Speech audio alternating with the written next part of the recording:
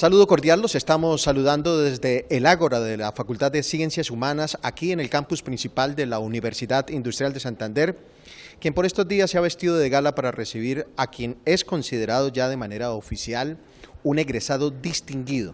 Se trata del ingeniero de sistemas Pedro Julio Uribe, cum laude, graduado en 1982, fue de los que estrenó precisamente las ceremonias de graduación en el Auditorio Luisa Calvo y hoy regresa convertido nada más y nada menos que en el director de negocios para el sector público a nivel mundial de la multinacional Microsoft.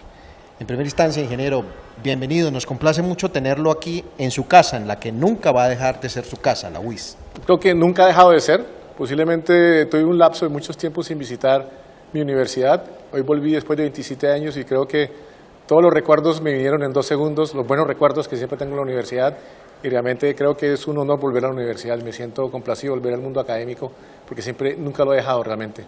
Yo lo acompañé en el tránsito desde el edificio Administración 1, donde queda la rectoría, hasta acá de la Facultad de Ciencias Humanas. ¿Qué pasó por su cabeza? ¿Qué imágenes, qué recuerdos realmente le trajo durante ese recorrido? Primero Luisa Calvo, ahí fue donde el acto de graduación, creo que nosotros lo inauguramos, está en ese momento recién hecho. ¿Por qué? Porque fue para mí el acto fundamental de salir de la universidad y pasar al mundo laboral. Pero también caminando y venía con mi señora y decía, mire, aquí pasaban los comedores, aquí estaba la gallera, que todavía existe la gallera, por supuesto, la gallera. José Antonio Galán. Y claro, entrando estaba Bachué, que ya no existe, creo que ya no existe, donde tomaba cervecita. Entonces vinieron todos los recuerdos bonitos de la educación, de los amigos, de lo que fue la experiencia de estar en la UIS en 2 segundos. Sí. Bueno, pero ¿cómo así? Estudiante UIS, cum laude, es decir, calificaciones excelentes, ¿y conoció esos sitios donde se tomaba cervecita? ¿Había tiempo para eso? Obvio, somos seres humanos, también nos divertimos, ¿sí? Al final, sí, y también salíamos corriendo a veces sin pagar la cuenta, ¿sí? Eso era típico. ¿Sí? ¿Ah, sí? Sí. Sí. Ingeniero, hoy en su charla usted inició, como nadie seguramente se lo esperaba, en una calle del barrio Gaitán. ¿Por qué empezó ahí? ¿Qué significado tiene esa calle del barrio Gaitán? Porque realmente significaba mi charla y por qué arranqué en el barrio Gaitán donde pasé mi niñez fue un mensaje directo a los siguientes líderes que son los estudiantes de generar nuevas oportunidades para personas que posiblemente siguen estando en el barrio Gaitán y hoy en día no han tenido la fortuna y la oportunidad de estar donde yo estoy. Entonces el mensaje era de un ambiente en un barrio de bajos recursos, cómo llegué hasta donde estoy hoy en día, pero cómo se crean que no sea Pedro Uribe, sean miles y miles de personas más que realmente se haya y que es factible. O sea, que realmente cuando uno tiene la pasión y la perseverancia, los objetivos a largo plazo se logran. ¿Sí? Y ese es el mensaje que quería transmitir, porque nadie se imaginaba que yo nací en el barrio Gaitán, que salía del barrio Gaitán. ¿Sí? Y eso lo quería transmitirles a ellos. No importa el ambiente donde vengan, viene ambiente de bajos recursos, altos recursos, ustedes tienen las oportunidades y tienen que tomarlas y hacer el camino. Pero adicionalmente como líderes tienen que crear nuevas oportunidades para los futuros líderes que hoy en día están en la educación pública en Colombia, en las escuelas como donde yo estudié, que era Pascual Moreno Guevara en Gaitán, que se llama Jorge Gaitán. Y después llega al Salesiano. ¿Qué le aportó el Salesiano a esa formación para sacarle, como se dice en el argot popular, el jugo aquí en la UIS y luego seguir proyectándose profesionalmente? Creo que fue una decisión importante que realmente no es que, como lo comenté, no se haya llegado, sino gracias a que mi mamá llegué allá. Primero, era un bachillerato técnico en ingeniería, en mecánica industrial. Eso automáticamente me puso en algo que hoy en día se llama STEM, Science, Technology, Engineering and Mathematics. Empezó a darme ingeniería, empezó a darme el dibujo técnico, el taller, y además algo importante que hoy en día promuevo, me dio más allá del bachillerato una competencia, de tal forma que si no continuaba en la universidad superior, por lo menos podía buscar un empleo, simplemente diferente a ser bachiller. Entonces creo que ese paso por el Salesiano me empezó a formar una mentalidad de ingeniero, una mentalidad que me empezó a dar nuevas competencias que otros colegios por ejemplo no existen en la universidad. Y por eso hoy en día promuevo que hayan competencias adicionales en la educación pública, en la educación secundaria. La UIS. De la UIS se dice, aquí estudian los más pilos, los más inteligentes, los de mejor rendimiento. Hoy que usted está en Microsoft, ¿cree que esa visión que se ha tenido de la UIS se puede reafirmar o no? ¿Tuvo que pasar muchas otras cosas diferentes a la formación en la UIS para lograr ese ascenso profesional, ese triunfo que hoy en día usted evidencia? No, yo creo que existe, se puede reafirmar y le reafirmé porque también durante mis diferentes trabajos he contratado egresados de la UIS y ninguno de ellos me ha defraudado. ¿Sí? Entonces creo que sí, la universidad forma, tiene una calidad académica que es reconocida, forma personas que realmente salen con una pasión y con ganas de crecer y oportunidad y realmente con una mente que es capaz de crear e innovar. Yo creo que la UIS sí sigue siendo esa posición y como le digo, después de la UIS yo hice una especialización en MIT, pero yo me sigo presentando como ingeniero de la UIS. Y usted seguramente allá conversa, interactúa con profesionales de Harvard, de Stanford, de Oxford, y cuando le escuchan la UIS, ¿saben de qué les no, están realmente hablando? no, yo tengo que explicarle qué es la UIS. Obviamente la UIS, o la Universidad Industrial de Santander traducida al inglés, tengo que decirle dónde está ubicado Colombia. O sea, digamos a nivel internacional, posiblemente ese reconocimiento todavía no está a ese nivel. Y también si miramos en Latinoamérica en general, cuando uno mira las principales universidades en el mundo, no estamos todavía en las top. ¿Sí? Sí. Estamos en el camino, pero no estamos ahí. Y creo que es un proceso que la UIS en este momento, de lo que pude palpar, están pensando la visión. Los elementos están, las personas están, la capacidad humana está. Creo que es poner eso junto en una visión y realmente todos trabajar para lograrla. Y llegar a posicionar la UIS en el tope de las universidades del mundo. Hoy en día, en Latinoamérica, creo que solamente una clasifican, si me acuerdo, o ninguna he visto ahí. Su conferencia empezó con la calle en el barrio Gaitán y luego hay un momento del tránsito de esa conferencia magistral que usted ofreció donde nos muestra unas fotografías con el presidente Barack Obama, con Bill Gates, con Hillary Clinton cuando fue secretaria del Departamento de Estado. ¿Eso es lo que usted realmente quiso significarle no solo al habitante, al muchacho que hoy está en el Gaitán, sino al universitario que se está formando hoy aquí en la UIS? Claro, muchos pueden ver que eso es imposible, ¿sí? Y creo que nadie se imagina que alguien que haya nacido en el barrio Gaitán pudiera personalmente sentarse con el presidente Obama a discutir un tema de educación, que fue mi conversación con el presidente Obama. Y lo que quería transmitirles es eso, o sea, las posibilidades están ahí, ¿sí? Hay que seguirlas, hay que soñarlas, hay que crearlas o tomarlas, por el mensaje que yo le decía. Y lo que quería transmitir es, ok, mire mi origen y mire a qué niveles he llegado, y al final todos son seres humanos. Simplemente la diferencia entre posiblemente el presidente Obama y yo y otros es que él tuvo diferentes oportunidades a las mías, ¿sí? Y su carrera fue diferente a la mía, tuvo diferentes sueños, pero al final somos seres humanos todos iguales, ¿sí? Y lo que he aprendido, por ejemplo, que yo interactué mucho con Bill Gates cuando vino a Colombia, era gerente y también en Estados Unidos, es una persona que después de haber madurado se volvió muy sencilla, o sea, no es alguien que tú lo ves, es alguien que es aterrizado, es un ser humano, ¿sí? Aterrizado, que hoy en día es, como él decía, mi sueño no es ser el hombre más rico del mundo, me gustó el camino, ¿sí? Y esa frase la tomé yo, ahí yo disfruté el camino, yo estoy disfrutando el camino que llevo. Y cuando el camino se me acabó, me inventé otro, que es la parte social. Entonces creo que al final uno tiene que vivirla, disfrutar el camino, disfrutar la experiencia, siempre tener un norte, pero disfrutar el proceso de llegar allá. Y eso es lo que yo quería mostrarle. Ya, sí nací en un barrio de bajos recursos, pero yo no tengo un sentimiento negativo ni pobrecito, no, simplemente una experiencia que me dio una serie de capacidades para crecer, y así tengo que verlo, y tengo que verlos ellos. Usted hoy tiene, digamos, dos perspectivas muy interesantes desde la cual puede aportar muchísimo. Una, su formación, su origen, su carrera. Dos, haber estudiado en una universidad pública de prestigio nacional que todavía tiene mucho por evolucionar, pero todo coincide a un tema, que es la educación. Es ahí donde realmente debemos trabajar en las próximas generaciones. ¿Qué recomendación tiene usted, no para la UIS, no para Colombia, no para Bucaramanga, sino para el mundo desde la visión de estar trabajando en una empresa del tamaño, de la talla de Microsoft? Sí, obviamente la educación es fundamental. Si queremos transformar a Colombia, debemos transformar radicalmente el sistema educativo. ¿Y qué significa eso, transformarlo? ¿Qué significa radicalmente? Realmente? Y empiezo conectándolo con la charla de la cuarta generación. Los métodos pedagógicos que todavía existen son de la segunda revolución industrial, donde se producían cosas en masa. Y posiblemente 50 niños sentados con un docente en ese momento fue el método. Hoy en día tenemos que reconocer que la capacidad del ser humano de aprendizaje es diferente. Sí. ¿Sí? Casi que la educación se tiene que centrar en el alumno y no en el docente. que la educación tiene que reconocer las diferentes habilidades del alumno para aprender matemáticas, ciencia, biología, tecnología, que la velocidad de un niño de aprender matemáticas es diferente a la que está al lado, y yo no puedo poner los tratados en el mismo corte. Tomo un ejemplo con mi hija que estudia arte y la matemática no les entra, si la cortan igual no va a ser. Entonces creo que la educación tiene, por un lado, tiene que ser, como pasa en ciertos países como Corea, es la posición más apetecida, ser profesor.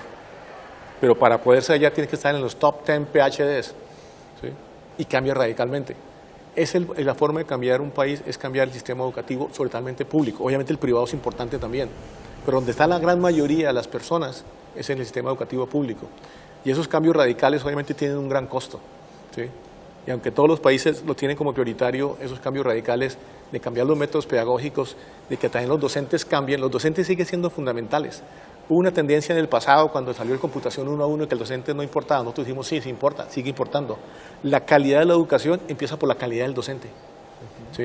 Pero no el docente que es el portero del conocimiento, es el docente que es el coach del aprendizaje del niño, ¿sí? Lo lleva la mano en aprender. Es diferente de enseñar a enseñarles a aprender, ¿sí? Que ellos aprendan, explorando con nuevos métodos pedagógicos, dándole herramientas, que exploren, ensayen, fallen, vuelvan otra vez. O sea, ese es el cambio radical realmente para las competencias que vienen en la cuarta generación, para empleos que posiblemente hoy en día no existan y van a existir en 5 años. Ubíquese en Estados Unidos y mire nuestro país, Colombia, y analice las palabras que usted acaba de mencionar. ¿En qué estado, en qué condición ve a Colombia frente a ese cambio radical que dice usted que hay que aplicar en la educación? Creo, y yo he trabajado, hace unos años trabajé muy de cerca con la acción pública en Colombia, se están tomando, hay casos, nosotros tenemos una iniciativa en Microsoft de docentes innovadores, que lo que promovemos es que ellos creen ideas pedagógicas nuevas, usando tecnología en el aula de clase, no como una herramienta que aprendan off, sino que la use como una herramienta de educación, y vemos que los docentes innovan. El reto es cómo logramos que eso realmente se masifique.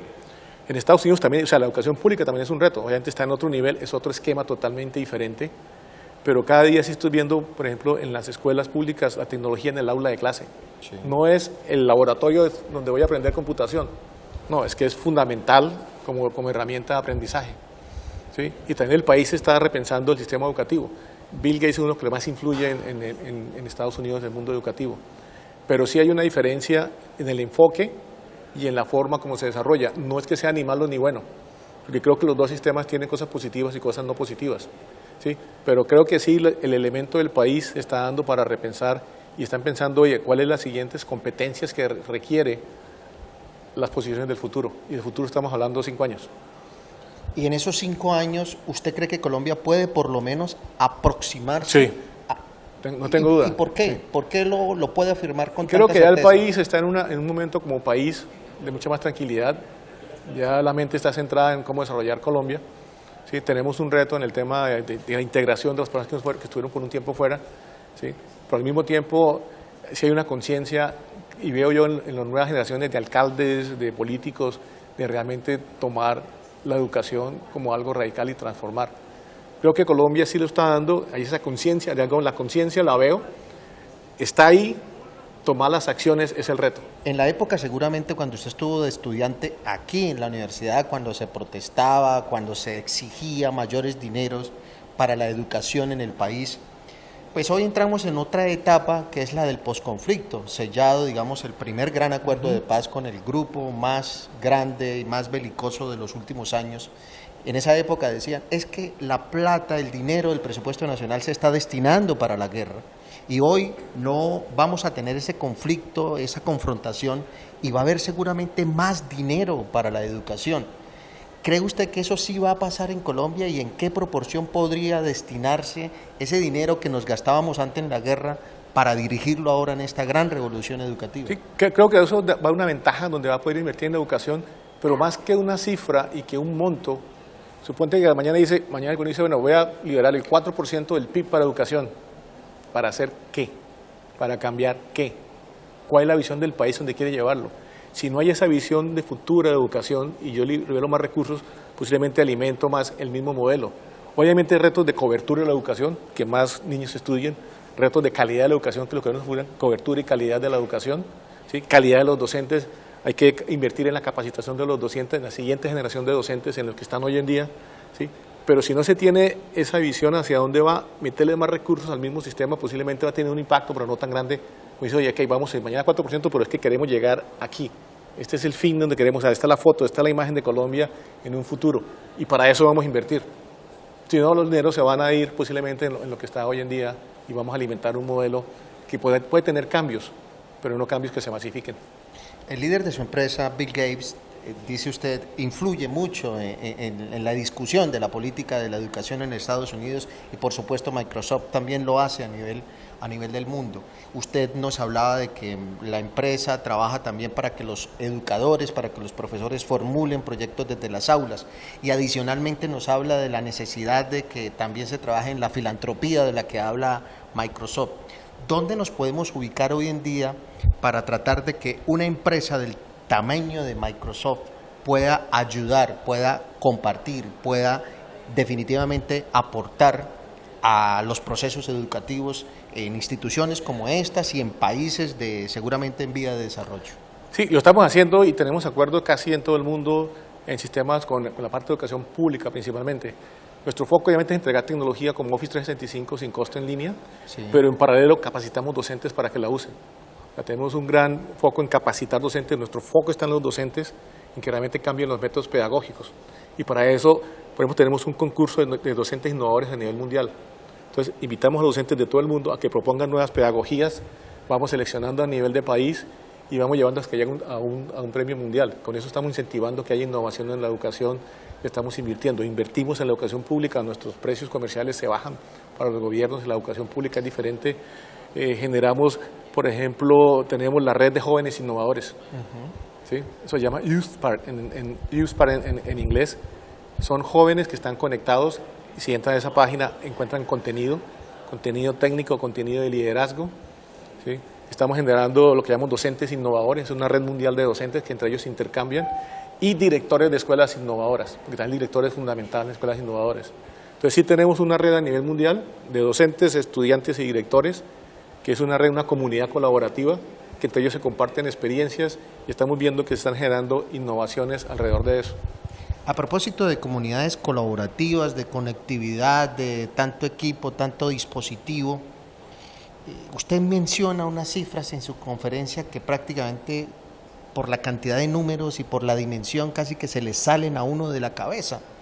Hoy en día, la gente, ¿cómo debe imaginarse esta cuarta revolución de la que usted tanto habló? ¿Qué es lo que nos va a esperar de aquí en adelante y cómo es que nos vamos a mover los seres humanos en medio de tanta tecnología, conectividad, dispositivos y tanta cosa que implica esta cuarta revolución? Yo creo que lo primero es una actitud de aceptar el cambio positiva. O sea, el cambio se va a dar con nosotros o sin nosotros, ¿sí? Entonces, lo primero es tenemos que ser conscientes de que el cambio se va a dar. Segundo, si el cambio se va a dar, lo que dice la cuarta región es que todos los modelos de negocios se van a ver transformados de alguna manera u otra, lo cual implica que las posiciones hoy en día, los puestos de trabajo, también se van a ver modificados o impactados. Posiblemente va a haber desplazamiento de trabajos. Todos los trabajos van a tener un componente posiblemente digital, lo cual implica que todos seamos ingenieros de sistemas. Pero el punto clave es cómo hacer un reentrenamiento, ¿sí? Y mostrar una cifra que hizo el McKinsey Global Institute en el mundo, y le preguntaba en Colombia a su muestra, hoy en día ustedes en su posición, con la tecnología demostrada que existe, ¿cuál es el porcentaje de probabilidad que su rol hoy se pueda automatizar? Más del 51% en Colombia. ¿Solo en Colombia? Solo en Colombia. Lo cual dice que hoy en día con la tecnología que consiste, los roles entrevistados por la industria que más cambia en Colombia sería la de hotelería y alimentos, se puede automatizar. ¿Eso qué implica? Que hay una responsabilidad no del gobierno, del sector privado, de las universidades y la sociedad civil, de reentrenar a las personas que de alguna manera su trabajo se va a ver modificado por la revolución industrial, ¿sí? Las empresas lo están haciendo. Y si mira, también en ese estudio mostraban que la principal estrategia de las empresas es reentrenar a sus empleados, ¿sí? Y por otro lado, moverlos más entre posiciones para que aprendan nuevas competencias. Y las universidades también tienen que crear competencias para puestos que hoy en día no existen. O sea, hoy en día hay puestos que hace 5 años no existían. En una empresa es importante el gerente que maneja los medios sociales o el social media manager. Eso no hay una carrera, pero es fundamental, porque en los medios sociales tú puedes destruir una empresa o puedes levantarla. O la persona que hace la parte analítica de datos para poder sacar información a la empresa. Entonces creo que lo que va a pasar es, primero, ser positivos en el cambio, ser proactivos, saber qué va a pasar y empezar a buscar cómo reentrenarse y cómo se va a magnificar. Y es una responsabilidad del país en general, no del sector privado o del gobierno, es de todos, de crear esos espacios de reentrenamiento. Es ahí en ese orden de ideas cuando se habla, por ejemplo, de una gran empresa de vehículos que no está formalmente constituida como tal, del hotel más grande del mundo que no tiene ningún hotel y de las compras que se pueden hacer desde los sitios más remotos del universo. Y es un ejemplo que, bueno, ya mencionando Uber. Uber es un modelo de negocio disruptivo y Uber no es una compañía de transporte, es una compañía que conecta una necesidad con alguien que la puede proveer. En un caso es transporte, ahora está Uber comida, que va a llevar comida, está Uber enfermeras, que lleva enfermeras. ¿Sí? Es un modelo que se llama economía compartida o share economy, donde yo tengo un activo que es improductivo y lo puedo poner a producir para que alguien que lo necesita lo tenga. Son modelos disruptivos, son modelos que estamos tratando de acomodarlos a las políticas públicas creadas en la segunda generación industrial. Son modelos que, por el contrario, en lugar de lucharlos, tenemos que ver cómo los adaptamos y cómo lo atraemos y cómo generamos más negocios disruptivos, porque van a seguir, o sea, no podemos pararlo. Es como el ejemplo que decía yo que en Nueva York, en 1905, era una ciudad movida por caballos totalmente, y en el 25 no había un solo caballo, solamente autos. Imagínense el cambio que hubo, la gente que vivía los caballos. En 20 años. En 20 años, la política pública diciendo, oye, llegó el carro, llegó el Uber, no, entonces los caballos son lo importante, por favor no dejen entrar los carros, el señor político, legisle para los caballos, no para los carros. Y la gente que manejaba carruajes tuvo que aprender a manejar carros, el que manejaba los caballos tuvo que aprender mecánica. O sea, eso está pasando hoy en día simplemente que no es en 20 años, es en un día. Entonces, esas empresas de modelos disruptivos como la hotelería que se llama Airbnb, que también entró al mundo de la hotelería, lo creó y otro elemento que dice la cuarta revolución industrial es que hoy en día cualquier persona puede crear un producto y un servicio de una forma rápida y sin costo. Eso ha pasado Uber, Airbnb. Es un muchacho en un garaje se inventó eso, lo sacó y es mundial. ¿Y qué hizo? Hizo una disrupción en todo el sistema de la economía mundial. Amazon es el retailer más grande del mundo, no tiene un solo almacén. ¿Sí? Y hoy en día yo soy uno de los que compro en Amazon, voy a un almacén, miro el precio, lo miro en Amazon y termino comprando en Amazon. Está cambiando los modelos de negocio radicalmente. ¿Sí? Entonces, ese es el tipo de negocios que se va a dar, ese es el tipo de modelos. En la política pública tenemos que empezar a actualizarla. Yo a veces lo llamo los políticos, digo, hay que hacer innovación en política pública. Innovación en política pública para poder adaptarse a este cambio que viene, porque el cambio viene y se va a dar. Algunos gerentes pueden estar esperando, bueno, pregúntele cómo hace él para estar montado en un avión, interconectado a toda hora y poder desarrollar tantas funciones que tiene que hacerlo. Ese es el ejecutivo de hoy en día, el que va montado en un avión pero es capaz de tener asistente en iPhone, asistente en Microsoft o... Sí, Cortana, ¿Cómo se puede hacer hoy en día? Incluso estamos tratando de minimizar el tema del avión con la comunicación. O sea, yo vuelo mucho, pero realmente, ¿cuál es mi vida de trabajo? Puedo estar viajando por los países. Cuando no viajo, trabajo desde la casa. O sea, aunque tengo una oficina en Fort Lauderdale, yo voy 1 o 2 días por verme con mis amigos. A veces cuando voy no hay nadie, porque todos trabajan desde la casa o están viajando. Y, por ejemplo, si miro mi equipo de trabajo, hay gente en Singapur, gente en Londres, gente en Dubái, gente en España. Ese es mi equipo de trabajo. Nunca nos vemos una vez al año, pero interactuamos todos los días vía virtual. Entonces, mi mundo es así, o sea, vivo en un mundo virtual de trabajo. Cuando veo al ser humano, cuando bajo a los países y aquí todos los seres humanos hablamos, y eso también no se puede perder, sigue existiendo.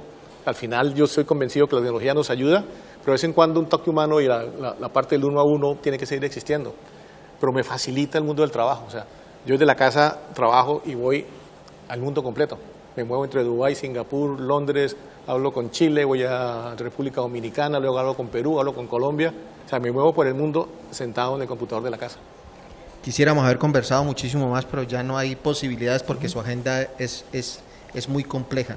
Finalmente, ¿qué hay de ese santanderiano, en el mejor sentido de la palabra, porque es una palabra coloquial, de ese santanderiano arrecho, echado para adelante, que a veces dicen que es egoísta? ¿Qué hay de ese santanderiano en el éxito de Pedro Julio Uribe? Quitando la palabra egoísta, creo que eso existe. Mi señora me dice que yo sigo siendo santanderiano. Primero hablo acelerado, sí. Yo ya tengo acento, pero creo que esa capacidad es lo que me ha llevado a buscar oportunidad y a crecer. Digamos, como dices, esa rechera esa de pelear de que uno, si no lo hago, voy a hacerlo, voy a sacarlo y voy a seguir adelante. Eso obviamente es parte, como yo decía, de la esencia, y la esencia del ser humano no cambia, la esencia del santanderiano va a estar ahí. Bueno, ingeniero, Listo. que Gracias. vuelva. Mucho Esta va a gusto. ser siempre su casa y aquí seguramente lo Perfecto. estamos esperando. Espero estar aquí en los 70 años de la UIS. Por supuesto que aquí lo esperaremos con el mayor gusto. Listo. Gracias. A ustedes, amigos, muchísimas gracias por habernos dispensado estos minutos y será hasta una próxima oportunidad.